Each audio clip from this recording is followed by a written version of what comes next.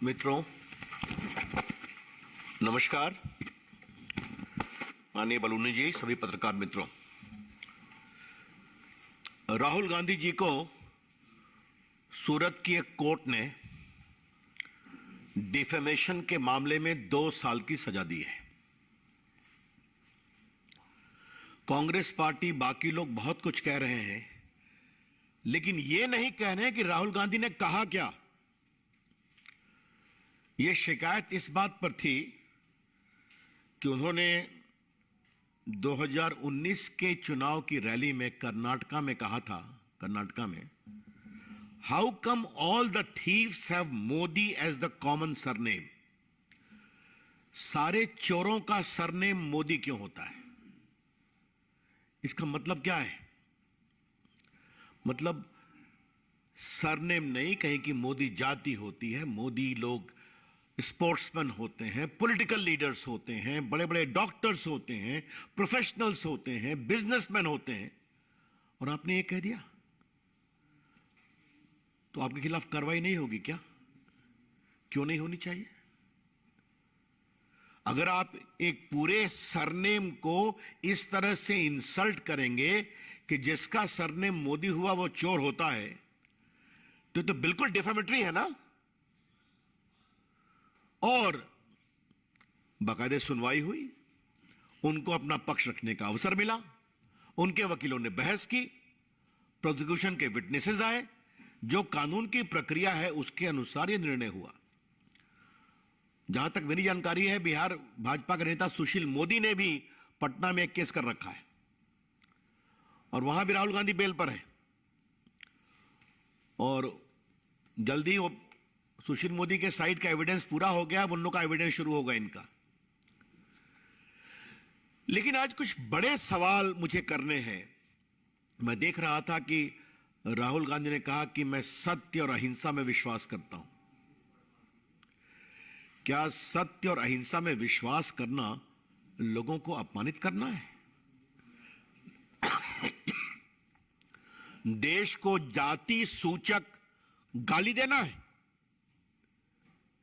जो उन्होंने कहा, मैं उसको दोहरा नहीं सकता, आपके सामने है कि कितनी वो भद्दी बात उन्होंने कही। अगर राहुल गांधी को अपने जिद से लोगों को अपमानित करने का अधिकार है, गाली देने का अधिकार है, तो जो उनकी गाली से दुखित हैं, पीड़ित हैं, उनको कोर्ट में डिफेमेशन केस करने का अधिकार है। The law of India is that if an individual or an organization has been defamed by defamatory comment, by abuses, by scurrilous comments, by scandalous comments, then he has got the right to seek redress. क्या Congress party को इस पर भी परेशानी है क्या कि वो चाहते हैं कि राहुल गांधी को कंप्लीट फ्रीडम दिया जाए, वो गाली पढ़ते रहे? ये तो नहीं हो सकता ना।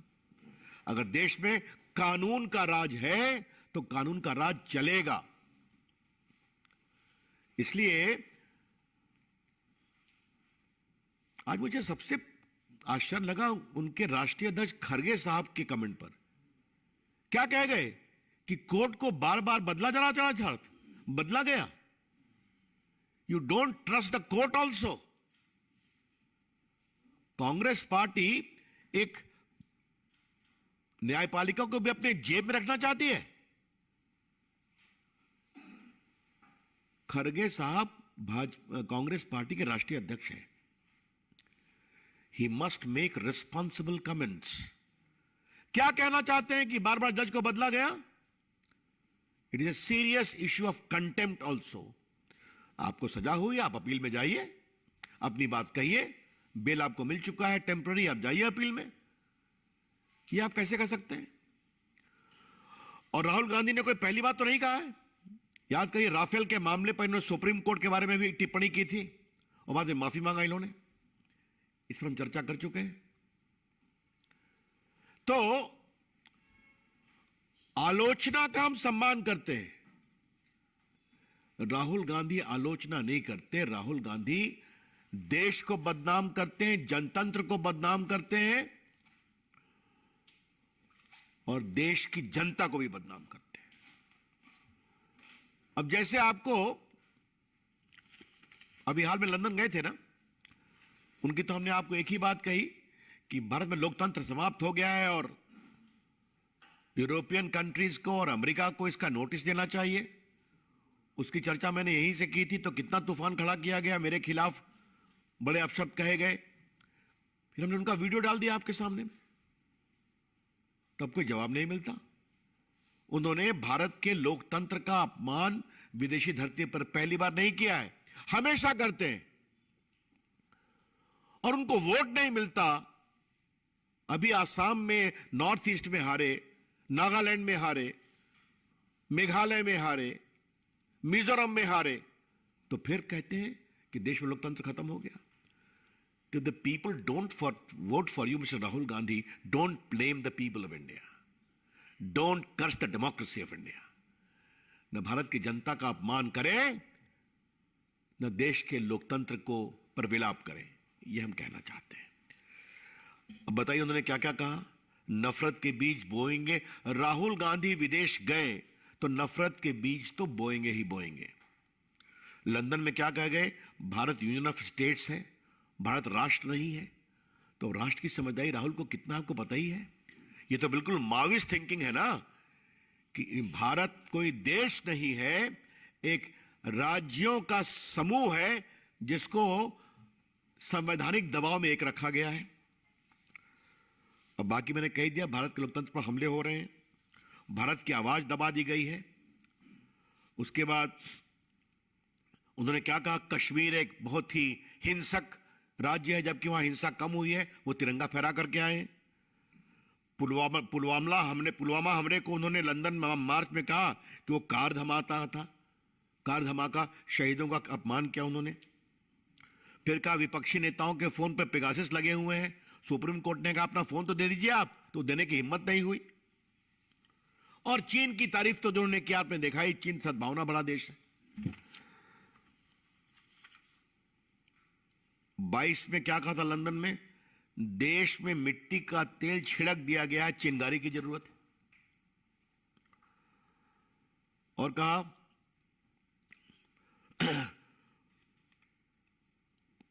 मतलब क्या क्या मैं बोल के भारतीय विदेश सेवा की आलोचना उन्होंने किया। और क्या कहा, 2021 में सद्दाम हुसैन और मोहम्मद गद्दाफी भी चुनाव जीतते थे। तो राहुल गांधी वही तरीका अपना ले अगर उनको यही परेशानी है तब। और जहां तक गाली पढ़ने का सवाल है, तो आज तो हमारे पास पूरा रिकॉर्ड रखा हुआ है उनका उनके पार्टी के नेताओं का। मैं बदलनी से कहूंगा इसको रिलीज कर दें आप लोग के लिए। क्या क्या कहा, अभी जो उनके राजस्थान के प्रभारी सुखविंदर रंधावा हैं, उन्होंने पीएम मोदी पर क्या कहा कि उनको खत्म करने की बात कही। जयराम रमेश तो पीएम की तुलना हिटलर स्टालिन से करते ही रहते हैं। शायद कांग्रेस पार्टी के गुणी कम्युनिकेशन इंचार्ज को हिटलर स्टालिन से बहुत प्रेम है, हा? और सुरजेवाला साहब ने कहा मोदी तेरी कब्र खुदेगी। पवन खेड़ा जी ने उनके पिता का अपमान किया। और किसने किसने क्या कहा, मैं तब सारा कुछ मेरे पास है। कुछ तो इतने शर्मनाक हैं कि मैं उसको रिपीट नहीं कर सकता, क्षमा करिएगा। तो आप फ्री गाली पढ़ेंगे, आप देश की सेना का अपमान करेंगे, आप देश के शहीदों की शहादत का मजाक बनाएंगे, आप भारत के राष्ट्रभक्ति राष्ट्र शक्ति का अपमान करेंगे, आप देश की जनता के वोट का अपमान करेंगे, आप देश की जनता के जनमत का अपमान करेंगे और कहेंगे हम सत्य और अहिंसा के पुजारी हैं। ऐसा कैसे चलेगा? याद है ना, राहुल गांधी ने एक ऑर्डिनेंस फाड़ा था, याद है कि नहीं? आप लोग भूल गए ना? सबके आपके सामने फाड़ा था। It is nonsense. तो जो ऑर्डिनेंस मनमोहन सिंह की सरकार ने कैबिनेट में पास किया, उसको उन्होंने फाड़कर फेंक दिया था। तो देश को कमजोर करना, देश को बदनाम करना और नरेंद्र मोदी के खिलाफ और भाजपा के खिलाफ भद्दी से भद्दी गाली समान आरोप लगाना राहुल गांधी की फितरत हो गई है। इसलिए मैंने सब विस्तार से कहा। लेकिन अब यह हाइट हो रहा है कि अब वो न्यायपालिका पर भी टिप्पणी कांग्रेस कर रही है। राहुल गांधी जी, अगर आप गाली पढ़ेंगे तो कानून तो काम करेगा ना, कि वो भी नहीं करेगा? आप आलोचना करिए, लेकिन क्या सारे मोदी चोर हैं? This is clearly defamatory. तो आपको कानून का रास्ता दिया गया, आप वहां पेश हुए, आपने सफाई दी। आपकी सफाई कोर्ट को कन्विंस नहीं हो सकी, और अगर इस तरह से बोलेंगे तो और समस्या में पड़ेंगे आप। तो आरएसएस के बारे में कितने कितने बातें बोलते रहते हैं, आपको मालूम ही है। मैं अपने मीडिया सेल को कहूंगा कि एक बार जरा काउंटिंग कराया जाए कि राहुल गांधी के खिलाफ कितना डिफेमेशन केस चल रहा है देश भर में। आप लोग भी देखते हैं, जाके उनको बेल लेना पड़ता है। तो राहुल गांधी जी, लोकतंत्र लोक लाज से चलता है। Rahul Gandhi ji, democracy ultimately is run by certain probity and propriety with regard to fair play.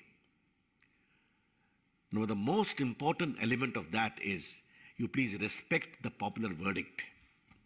अब आपको वोट नहीं मिलता तो देश का लोकतंत्र गड़बड़ है, देश के नेताओं पर आरोप लगाओ, भद्दी भद्दी गालियां पढ़ो, देश का विदेश में जाके अपमान करो, ऐसा नहीं होता ना। और अगर कांग्रेसी समझते हैं कि दरबार संस्कृति में राहुल गांधी के पीछे खड़े होकर वो देश के लोकतंत्र और देश की कानून व्यवस्था को मजबूत कर रहे हैं, तो मेरे ख्याल में वो दिवा स्वप्न देख रहे हैं। और अगर वो ये समझते हैं कि न्यायपालिका पर आरोप लगाकर, दबाव दे करके वो अपने पक्ष में कार्रवाई कराएंगे, तो वो और भी गलतफहमी में है। अब आज का भारत 75 ईयर्स ओल्ड है। अंतिम बात मुझे कहनी है, और फिर मैं आपके प्रश्न लूंगा। बार बार ये भारत और विदेश में कहते हैं कि भारत में इंस्टीट्यूशंस कॉम्प्रोमाइज हो रहा है, कहते हैं ना। आज आप देख लीजिए कि उनके राष्ट्रीय अध्यक्ष ने न्यायपालिका के बारे में क्या कहा। मैं फिर रिपीट कर रहा हूं, आज के निर्णय के बाद उनके राष्ट्रीय अध्यक्ष ने देश की न्यायपालिका के बारे में क्या कहा। राहुल गांधी तो राफेल पर सुप्रीम कोर्ट के बारे में बोल ही चुके हैं। तो आपके पक्ष में फैसला आए तो न्यायपालिका ठीक है, लोकतंत्र में आपको वोट मिल जाए तो लोकतंत्र ठीक है, अखबार आपके पक्ष में लिखे तो अखबार ठीक है, लेकिन आपके खिलाफ कुछ नहीं होना चाहिए। यह है उनका लोकतंत्र और यह है उनका कानून के न्याय, कानून के राज का सम्मान। हम इसकी बहुत भर्त्सना करते हैं।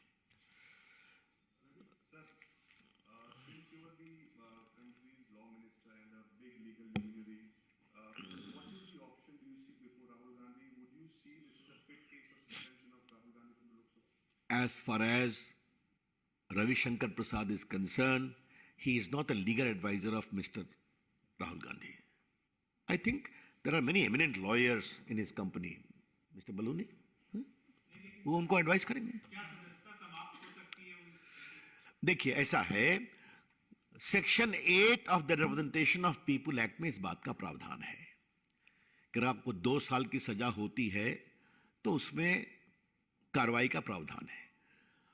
अपील के लिए आपको वक्त मिलेगा, जो स्टे करते हैं उसके बाद, वो समय सीमा खत्म होने के बाद।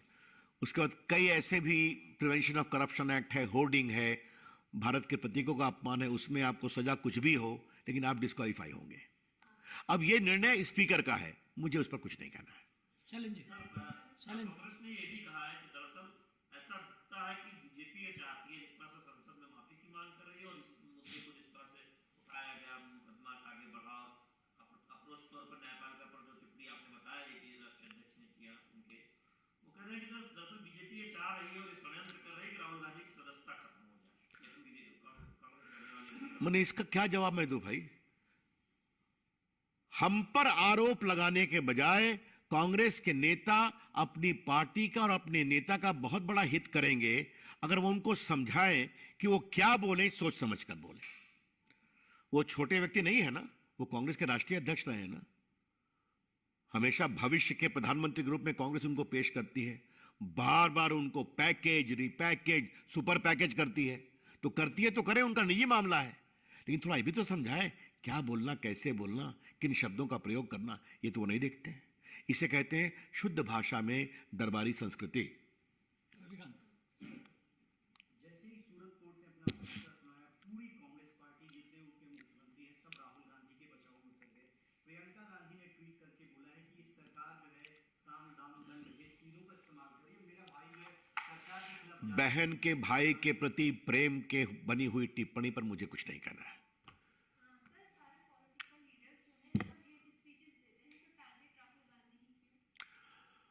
आप केस करिए, बहुत लोगों ने केस किया है ना। अब क्या बात करती हैं? बहुत से लोगों को तो सुप्रीम कोर्ट लड़ाई लड़नी पड़ी। हिंदुत्व की लड़ाई आपको मालूम है ना। 95 में सुप्रीम कोर्ट का जजमेंट आया था कि नहीं आया था? दर्जनों जजमेंट है सुप्रीम कोर्ट के। तो आप बात करते हैं, बहुत से लोगों ने तो सुप्रीम कोर्ट तक चेज किया था। एक तो बहुत बड़े वकील नेता ने दिल्ली हाई कोर्ट में केस किया था कि भाजपा को बैन कर देना चाहिए।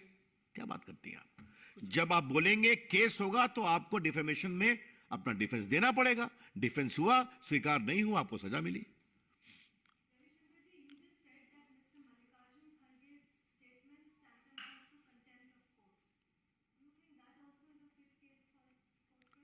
आई have made a general observations.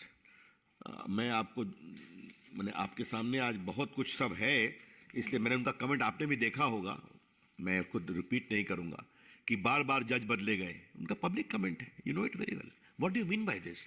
That means judiciary was thought to be picked up, very unfair, grossly unfair, and coming from the head of the Congress is astounding to say the least. Ravishankar ji, Ashok Gehlot ने कहा कि न्यायपालिका दबाव में है। इससे पहले अटल जी, आडवाणी जी कितनों मामले में इस तरह के बयान दिए थे, फिर भी उन पर कुछ नहीं हुआ। लेकिन राहुल गांधी पर सजा होता है, इसका मतलब है न्यायपालिका दबाव में काम कर रही है और एनडीए से सिर्फ राहुल गांधी ही लड़ रहे हैं। मेरा सिर्फ कहना यह है, अपना सीआर ठीक करने के लिए अशोक गहलोत को जो बोलना हो बोले, ठीक है। लेकिन जहां तक करने का सवाल है, तो जरा उनकी याददाश्त को मैं ठीक करा दूं। डिप्टी प्राइम मिनिस्टर होते हुए भी आडवाणी जी कोर्ट में पेश हुए कि नहीं? बाबरी के मामले में ट्रायल चला कि नहीं चला? भाजपा के बाकी नेताओं ने ट्रायल फेस किया कि नहीं किया? मैं कुछ वकील रहा हूं मामलों में, मैं जानता हूं। तो थोड़ा मिस्टर अशोक जी होमवर्क करना सीखिए। और आपकी तरह जैसे केस विड्रॉ होता है, एनडीए सरकार ने केस विड्रॉ नहीं किया, अटल जी प्राइम मिनिस्टर थे। हाँ, और अंत में न्याय प्रक्रिया चमक कर निकले आडवाणी जी, बाकी लोग। और तो छोड़िए, हमारे नेता प्रधानमंत्री नरेंद्र मोदी जी को अशोक गहलोत, आपकी सरकार ने, मनमोहन सिंह ने कितना प्रताड़ित किया मुख्यमंत्री के रूप में। सुप्रीम कोर्ट में कितनी बार मामला गया, हाई कोर्ट में गया। क्या बात करते हैं आप?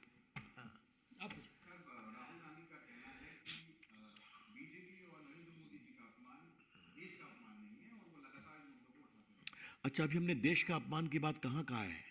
उन्होंने जो लंदन में कहा, मैं आपको सुना चुका हूं ना, आप भी देख चुके हैं ना।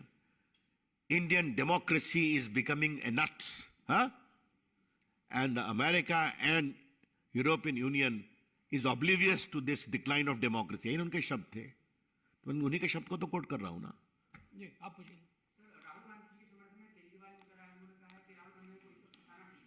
केजरीवाल जी आजकल काफी समस्या में है, तो काफी जगह उतरते रहते हैं, छोड़ दीजिए उसको।